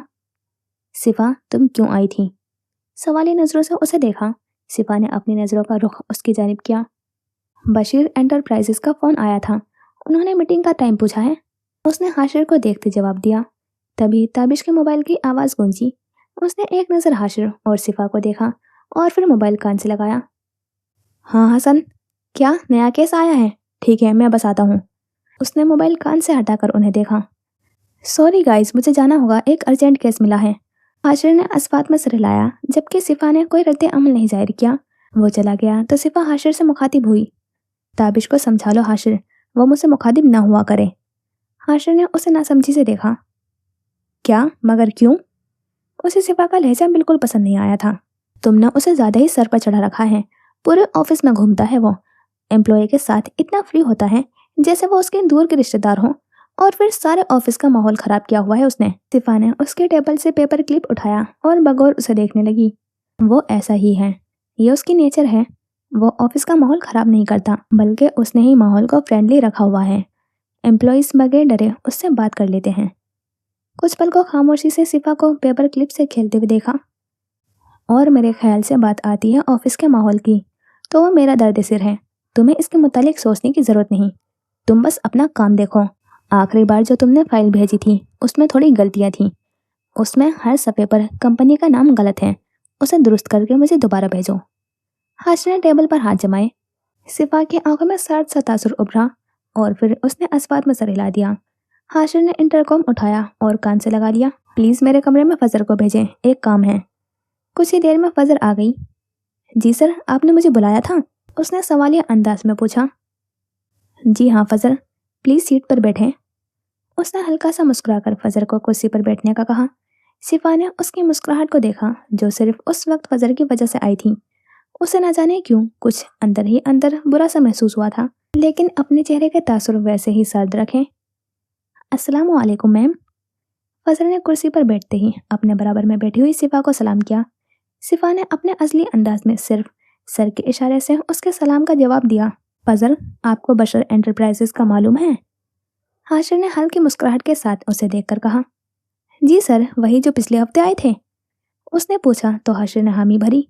सिफा उस दौरान चुप बैठी थी। आपको उनके साथ मीटिंग का टाइम सेट करना है, जो भी मुनासिब लगे आपको। फजर ने उसकी बात सुने इस्पात में सर हिलाया। सिफा के तासुरात तब्दील हुए। पेपर क्लिप टेबल पर झटके से रखा, अपनी जगह से उठी और हिल की टकटक के साथ कमरे का दरवाज़ा अपने पीछे धड़ाम से बंद करती हुई बाहर चली गई। उसी लम्हे हाशिर और फजर की नज़रों का तबादला हुआ। सर, कोई मसला है सिफा मैडम को मुझसे? वो बार बार दरवाजे की जानिब देख रही थी। हाशिर ने भी उस जानिब देखते हुए कहा। सिफा को किससे मसला नहीं है मिस फजर? हाशिर के सवाल पर वो कुछ सुकून में आई थी और फिर उसके लब मबहूम सी मुस्कुराहट में ढले। फजर को यूं मुस्कुराता हुआ देखकर हाशिर के दिल को एक अजीब सा सुकून मिला। हम मंजर की दूसरी जानिब बढ़े तो ताबिश अपने ऑफिस की कुर्सी पर बैठा था और उसके सामने स्याह रंग की फाइल लिए एक लड़का खड़ा था, जिसकी उम्र 25 के करीब तर थी। सर, ये एक स्मगलिंग का केस है। हसन ने उसकी जानिब फाइल बढ़ाई थी तो उसने वो पढ़ ली और उसकी औराक पलटने लगा। किस तरह की स्मगलिंग का केस है? उसने सवालिया नज़रों से अपने सामने खड़े हसन से पूछा। सर, ह्यूमन स्मगलिंग, जो कि अब पाकिस्तान में भी आम है। ताबिश ने अस्बात में सर हिलाया, फिर हसन से दोबारा कहा। वो पाकिस्तान जिसने कायद ने एक अच्छा ख्वाब देखा था, وہ آج ان سیاہ کاریوں میں سب سے عام پایا جاتا ہے۔ سر لوگ ہر وہ کام کر رہے ہیں جسے ہمارے اللہ تعالیٰ نے منع کیا تھا۔ تابش نے اسے دیکھا جو سامنے لگی ہوئی قائد اعظم کی تصویر کو دیکھتے ہوئے بول رہا تھا، اس سب میں ہماری غلطی بھی ہے حسن۔ کیسے سر؟ اسے تابش کی بات سمجھ نہیں آئی تھی۔ اگر ہم خود کو نہیں بدلیں گے تو زمانے میں کوئی خود کو نہیں بدلے گا۔ ہمیں سب سے پہلے خود سے شروعات کرنی ہے، تبھی سب ٹھیک ہوگا۔ اور اگر اس سب کے بعد بھی نہیں ہو سکا تو؟ تابش نے اپنی نظریں فائل پر جمائی۔ تو پھر ہمیں اس معاملے کو اللہ پر چھوڑ دینا چاہیے اور اس پر اپنی نظر ثانی کرنی چاہیے جو اللہ تعالیٰ نے ہمارے لیے منتخب کی ہے، جیسے کہ یہ کیس۔ اس نے آبرو سے فائل کی جانب اشارہ کیا تھا۔ تو کیا کرنا ہے سر ہم نے؟ حسن نے تابش کی آنکھوں میں دیکھا تو اس میں ایک خاص چمک تھی۔ تم فوری طور پر پولیس کی نفری تیار کرو، ہم ابھی اور اسی وقت ان کے اڈے پر دھابا بولنے والے ہیں۔ حسن نے اس کی بات سنی اور یہاں سے چلا گیا۔ تابش واپس اس فائل کو ہاتھ میں پکڑے ہوئے کسی گہرے سوچ میں گم ہو گیا۔ یہ منظر کچھ سال پہلے کا ہے۔ تابش اپنی ماں کے ساتھ ٹیبل پر کھانے کے لوازمات سجا رہا تھا۔ وہ گاہیں بگاہیں ارباز الوی کو بھی دیکھ رہا تھا جو کسی فائل میں منہمک دکھائی دے رہے تھے۔ وہ اتنے الجھے ہوئے تھے کہ انہیں کسی کام کا ہوش نہیں تھا۔ تابش بابا کو بلا کر لاؤ کھانے کے لیے، انہوں نے صبح سے کچھ نہیں کھایا ہے نہ پیا ہے، اسی کیس کے پیچھے پڑ رہے ہیں۔ اس نے اپنی ماں کی آواز سن کر ان کی جانب دیکھا اور اب ارباز الوی کی جانب بڑھ گیا۔ اس وقت تابش کی عمر 9 سال کی تھی۔ بابا؟ تابش ان کے پاس کرسی پر بیٹھا تو انہوں نے اسے دیکھا۔ کیا بات ہے بیٹے؟ ارباز الوی نے پوچھا تو اس نے کہا، اماں آپ کو بلا رہی ہیں کھانے کے لیے، وہ کہہ رہی ہیں کہ آپ نے صبح سے کچھ نہیں کھایا ہے نہ پیا ہے اس کیس کے چکر میں۔ بیٹا اپنی ماں سے کہو میں کھا لوں گا، آپ کھا لو۔ ان کے کہنے پر بھی تابش اپنی جگہ سے نہ کھڑا ہوا تو انہوں نے اسے مخاطب کر کے پوچھا، کیا دیکھ رہے ہو بیٹا؟ بابا میں دیکھ رہا ہوں کہ آپ کافی دیر سے اس فائل کو دیکھ رہے ہیں، نہ آپ کھانا کھا رہے ہیں نہ کچھ کر رہے ہیں، ایسا کیوں؟ اس کی بات سن کر وہ مسکرا دیے تھے۔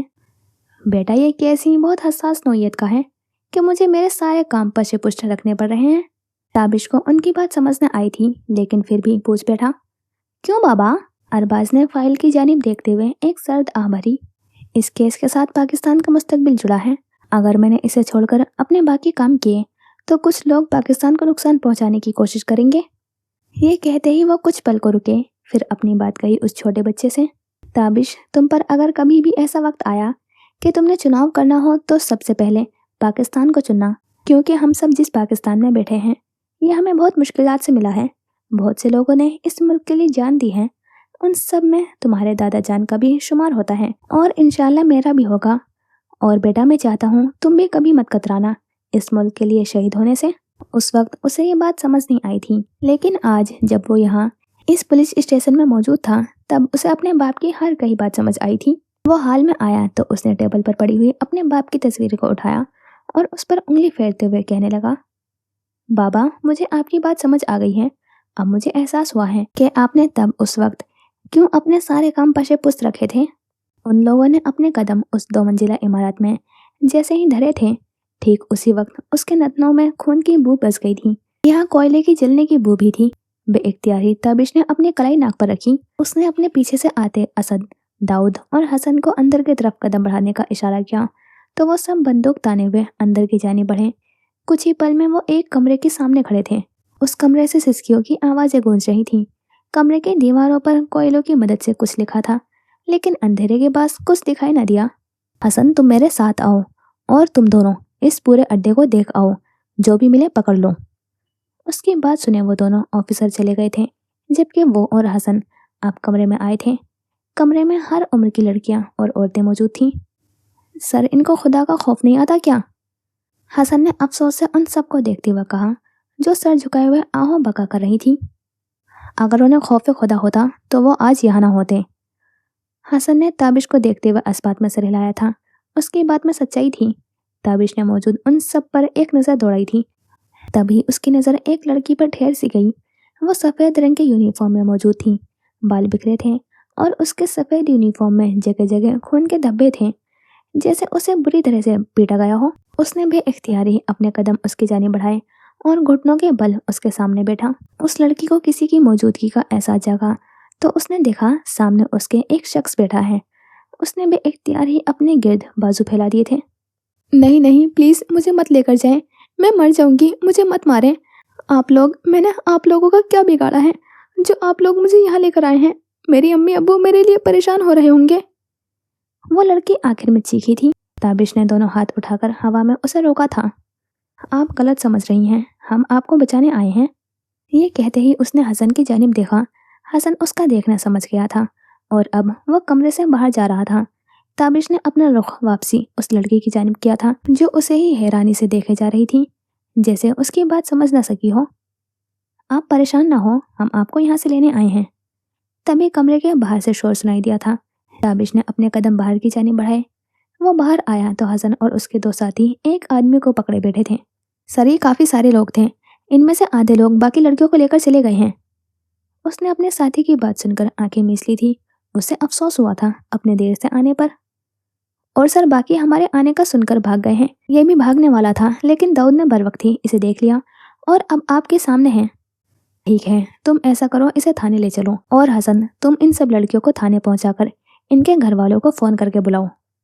حسن اور داؤد اس کی بات پر فوراً ہی عمل کرتے ہوئے چل دیے تھے اور اسد وہیں کھڑا رہا. تابش ابھی آگے بڑھا ہی تھا کہ اسے کمرے کے برابر والی دیوار پر کچھ سیاہ روشنائی میں لکھا ہوا نظر آیا تھا. اس نے پیچھے مڑ کر اسد کو دیکھا اور کہا, تم اسے لے جاؤ, میں آتا ہوں. وہ اس کی بات سن کر آدمی کو گھسیٹتے ہوئے لے جانے لگا تھا. تابش نے اپنے قدم اس دیوار کی جانب کیے. وہ جیسے ہی قریب آیا تو سیاہ روشنائی میں فاکسی فاکس لکھا ہوا تھا. اسے تعجب ہوا کیونکہ زندگی میں پہلی مرتبہ اس نے یہ نام سنا اور شاید دیکھا تھا. وہ سر جھٹکتے ہوئے اب باہر کی جانب آیا تھا. کچھ ہی پل میں وہ اب تھانے کی کال کوٹری میں اس آدمی کے ساتھ موجود تھا. اس آدمی کے ہاتھ بندھے ہوئے تھے اور وہ زمین پر بیٹھا تھا, جبکہ تابش اس کے سامنے پڑی ہوئی ایک کرسی پر بیٹھا تھا. اس آدمی کے چہرے پر تھپڑوں کے نشان دکھائی دے رہے تھے. اب بولو, کس کے انڈر کام کرتے ہو؟ دیکھو, اگر تم مجھے بتا دو کہ سب کچھ سچ سچ تو میں تمہیں کچھ نہیں کہوں گا. صاحب, میں سچ کہہ رہا ہوں. اس آدمی نے روتے ہوئے ہزار بار کہے لفظوں کو دوبارہ دہرایا. تابش نے ایک ٹھنڈی سانس بھری اور ہاتھ بڑھا کر اس آدمی کا گریبان پکڑا. میں تم سے آرام سے اور پیار سے پوچھ رہا ہوں, بتا دو مجھے, ورنہ تم سوچ بھی نہیں سکتے کہ میں تمہارا کیا حال کروں گا. اس آدمی کے چہرے پر واضح ڈرنے کے آثار نظر آ رہے تھے. ٹھیک ہے, میں بتا رہا ہوں, لیکن ایک شرط پر. تم مجھے کچھ نہیں کرو گے. کیا کرنا ہے کیا نہیں, اس کا فیصلہ مجھ پر چھوڑو. مگر ایک بات یاد رکھو, اگر مجھے لگا کہ تم نے کہیں بھی جھوٹ بولا ہے تو تمہارے لیے اچھا نہیں ہوگا. تابش نے اپنی نظریں اس پر جمائی. اس کا نام مرزا ہے. تابش نے اپنا سر ہلایا. ٹھیک ہے, اب تم مجھے اس آدمی کے بارے میں بتاؤ کہ وہ کہاں ہوتا ہے. آدمی نے اپنا سر جھکایا, پھر بولا, اگر میں نے بتا دیا تو وہ میری بیٹی کو اٹھوا دے گا. میری بیٹی 6 سال کی ہے. وہ آدمی اب رو رہا تھا. تابش نے ایک نظر اس کے آنسو دیکھے. اگر تمہیں اپنی بیٹی کی اتنی پرواہ ہوتی تو تم کبھی بھی اس طرح دوسرے کی بیٹیوں کو نہ اٹھاتے. تابش غصے سے اٹھا اور اس کال کوٹری سے نکل گیا. وہاں سے نکلتے ہی اس نے اپنا موبائل نکالا اور حسن کو پیغام بھیجا. تمہارے پاس وقت کم ہے, اس لیے جتنا جلدی ہو سکے مجھے اس قیدی سے سب کچھ اگلوا کر دو. رات کا سما ہے اور رات کی اس سیاہی نے اپنے پنجے چاروں اطراف پھیلا رکھے تھے. کراچی کے اس علاقے میں آدھے سے زیادہ لوگ نیند کی آغوش میں گوتے لگا رہے تھے, جبکہ آدھے سے زیادہ اپنی اپنی چھتوں پر بیٹھے کسی سے گفت و شنیس کرنے میں مگن تھے. ایسے میں ان سب سے الگ گھر میں فجر نے تہجد کی نماز ادا کر لی تھی. اس کا پورا سراپا سفید رنگ کی چادر نے ڈھانپ رکھا تھا, جس کی وجہ سے اس کا چہرہ ایک دم سے چمکنے لگا تھا. پوری نماز مکمل کر کے وہ اب دعا کے انداز میں دو زانوں بیٹھی تھی. اس کی آنکھیں نم تھی. یا اللہ, مجھے معاف کر دے. وہ آنسو اس کی آنکھوں سے جھلک کر ہتھیلی میں جذب ہوئے. یا اللہ, میں نے جو بھی خطا کی ہے جانے انجانے میں, اس کے لیے مجھے معاف کر دے. یا اللہ, پچھلے کچھ دنوں میں آپ سے شکوہ کر رہی تھی کہ آپ نے میری ماں کو مجھ سے چھین لیا, حالانکہ اس میں آپ ہی کی کوئی مصلحت ہوگی جو صرف آپ ہی جانتے ہیں. پچھلے کچھ سالوں سے جو بھی میرا ساتھ ہوا وہ آپ نے اپنے پاس پہلے ہی لکھ رکھا تھا. لیکن پتہ ہے اللہ آپ کو, جب ایسے حالات ہم پر گزرتے ہیں تو ہم یہ نہیں سمجھتے. اس وقت ہماری ساری عقل مندی عنقا ہو جاتی ہے, ہماری ساری سمجھنے کی صلاحیت نصب ہو کر رہ جاتی ہے. لیکن بعد میں جا کر سمجھ آتا ہے کہ جو بھی ہمارا نقصان ہوا ہے وہ اللہ کی طرف سے پہلے ہی لکھ لیا گیا تھا. چھلکتا آنسو صاف کیا اور دوبارہ دعا گو ہوئی. اب میں بھی سمجھ گئی ہوں, پہلے آپ نے میری جان سے پیاری ماں کو چھینا اس کے بعد میرے شوہر کو چھینا۔ مجھے پتا ہے ان کی زندگی ہی اتنی تھی۔ اس کے بعد مجھے اور میرے بیٹے کو دربدر کر دیا اور واپس مجھے اسی باپ کے در پر چھوڑ دیا جس کے ذریعے یہ سب ہوا تھا۔ اس وقت میں آپ سے بددل ہو گئی تھی۔ اس کے لیے میں آپ سے معافی مانگتی ہوں، مجھے معاف کر دیں۔ اس نے اپنے دونوں ہاتھ چہرے پر پھیرے اور کھڑی ہوئی۔ تبھی اس کا باپ ایک دہاڑ کی آواز کے ساتھ اندر آیا تھا۔ اس نے جلدی سے اپنا چہرہ خشک کیا۔ مجھے پیسے دو، میرا سامان ختم ہو گیا ہے، میں مر رہا ہوں۔ وہ انتہائی زور سے قدم اٹھاتے ہوئے اس کی جانب آئے تھے۔ شور سے رامز اٹھ گیا تھا اور خوفزدہ نگاہوں سے اپنی ماں کو دیکھ رہا تھا۔ میں نہیں دے سکتی بابا، اس نے ان کی لال ہوتی آنکھوں میں دیکھ کر کہا۔ ذوالفقار نے آؤ دیکھا نہ تاؤ زوردار تھپڑ رسید کیا۔ مجھے منع کرتی ہے؟ ہاں، گالی، انسان تیری اتنی ضرورت؟ فضل زور سے لگنے کی وجہ سے پلنگ پر گر گئی تھی۔ رامز فوراً اس کی جانب آیا تو اس نے اسے خود میں بھیس لیا تھا۔ ذوالفقار اب اس کا پرس ڈھونڈ رہے تھے جو انہیں کافی تگ و دو کے بعد مل گیا تھا۔ وہ فضل کو ایک نظر دیکھ کر بڑبڑاتے ہوئے اور لڑکھڑاتے ہوئے جا رہے تھے۔ یہ لڑکی اب اپنے باپ کو منع کرے گی؟ فضل کی آنکھوں سے ایک بار پھر آنسو روا ہو گئے تھے۔ کچھ ہی دیر گزری تھی، فجر کی اذان ہوئے کافی وقت بیت گیا تھا۔ وہ نماز سے فارغ ہو کر اس وقت اپنے پلنگ پر لیٹنے کے انداز میں بیٹھی تھی۔ اس کے ہاتھ میں سیاہ سرورق والی ڈائری موجود تھی جس کے صفحے پر وہ پین گھسیٹتے جا رہی تھی۔ اس کی آنکھوں سے آنسو اب بھی بہہ رہے تھے۔ رو رو کر اس کی آنکھیں سوج گئی تھیں، لیکن اس کے آنسو تھے کہ تھمنے کا نام ہی نہیں لے رہے تھے۔ وہ لکھنے میں اتنا مصروف ہوئی تھی کہ خود کو دوبارہ اسی منظر میں محسوس کرنے لگی جہاں اس کی بربادی شروع ہوئی تھی۔ زلفی کے جاتے ہی وہ بھاگ کر اپنی ماں کے بے ہوش وجود کے پاس آئی اور زور زور سے ہلانے لگی۔ امی اٹھیں۔ وہ مسلسل رونے لگی تھی تو صوفے پر بیٹھا ہوا آدمی آ کر کچھ فاصلے پر بیٹھا اور ان کا ہاتھ اٹھا کر نبض دیکھی۔ یہ بے ہوش ہو چکی ہیں۔ فجر کے سماعت میں یہ لفظ کسی زہر کی مانند گھلے۔ اسے یقین کرنے میں دشواری ہوئی تھی۔ بے اختیار ہی وہ آگے ہوئی تھی اور پھر سے ان کا وجود زور سے ہلانے لگی۔ امی اٹھیں۔ وہ تھک ہار کر ماں کے سینے سے لگی رونے لگی تو ساتھ بیٹھا آدمی اٹھا۔ نظریں انہیں پر ٹکی تھیں۔ آدمی نے پینٹ کی جیب سے موبائل نکالتے ہوئے کان سے لگایا۔ گاڑی تیار کرو اور جلدی سے ایک ایمبولینس کا انتظام بھی کرو، انہوں نے حکم صادر کیا۔ اس کے کچھ وقت بعد ہی ایمبولینس پہنچ چکی تھی۔ کچھ لوگ اسٹریچر اٹھائے ہوئے اندر کی طرف آئے اور فرخندہ کا وجود لٹائے ہوئے واپس ہاسپٹل کی جانب ہو لیے۔ فجر اس وقت خاموشی کی رسی تھامے بیٹھی رہی۔ آج سے اس کی زندگی بدلنے والی تھی۔ یہ زندگی اس کے ساتھ کیا کھیل کھیلنے والی تھی اسے کچھ معلوم نہیں تھا۔ وہ لوگ ہاسپٹل پہنچے تو وہیں پتہ چلا کہ فرخندہ کا اسی وقت انتقال ہو چکا ہے۔ فجر یہ سنتے ہی بہت چیخی۔ اسے خود کی دنیا اجڑتی ہوئی محسوس ہوئی۔ وہ اکیلی ہو چکی تھی، کوئی اس کا سائبان نہیں تھا۔ وہ ہاسپٹل کے راہداری میں بنی ہوئی بینچ پر بیٹھی کھلی نظروں سے سامنے دیکھے جا رہی تھی۔ تبھی سارم آ کر فاصلے پر بیٹھا۔ میرا وجود شاید تمہیں ابھی برا لگے، ہو سکتا ہے تم مجھ سے نفرت کرنے لگو، مگر میں پھر بھی کچھ کہنا چاہتا ہوں۔ وہ ہاتھ باندھے بیٹھے رہے اور فجر کے وجود میں کوئی جنبش نہیں ہوئی۔ تمہارا باپ تمہیں کافی عرصے سے بیچنے کی کر رہا تھا۔ یہ سب اس نے پیسوں کے چکر میں کیا ہے، لیکن کیوں؟ اس کا جواب تم بخوبی جانتی ہوں گی۔ میں اسے کئی سال سے جانتا ہوں، وہ میرا دوست ہے اور دوست کی حیثیت میں نے کافی سمجھانے کی کوشش کی تھی، مگر جس پر شیطان غالب آ جائے تو وہ انسان کسی دوسرے کی نہیں سنتا، بس اپنی کرتا ہے۔ فجر کا خود پر چڑھایا ہوا خول اب چٹکنے لگا تھا۔ زلفی کو اگر تمہاری پرواہ ہوتی تو تمہارے ساتھ ایسا کبھی نہ کرتا۔ فجر نے خالی نظروں سے سارم کو دیکھا۔ مگر اس میں میری امی کا کیا قصور تھا؟ آنکھوں میں آنسو پیدا ہو کر باہر نکلنے کے لیے مچلنے لگے تھے۔ وہ لب کاٹے ان سے ہم کلام رہی۔ میرا وجود انہیں برداشت نہیں تھا، مگر میری ماں کو تو بخش دیتے، ان کو کس جرم کی سزا دے کر مار ڈالا ہے؟ لبوں پر ہاتھ رکھ کر امڑتی ہوئی جس کی روکی تھی۔ سارم بس خاموش رہے، ان کے پاس کچھ بھی کہنے کو نہ تھا۔ کچھ دیر میں فرخندہ کی تدفین ہو چکی تھی۔ فجر کا حال ایسا تھا کہ کاٹو تو بدن میں لہو نہیں، اسے لگ رہا تھا اس کی روح بھی ماں کے ساتھ ہی مٹی تلے دفن ہو گئی ہے۔ یہاں تو بس خالی و کھوکھلا وجود تھا اور کچھ نہیں۔ آج وہ کتنی خوش باز تھی۔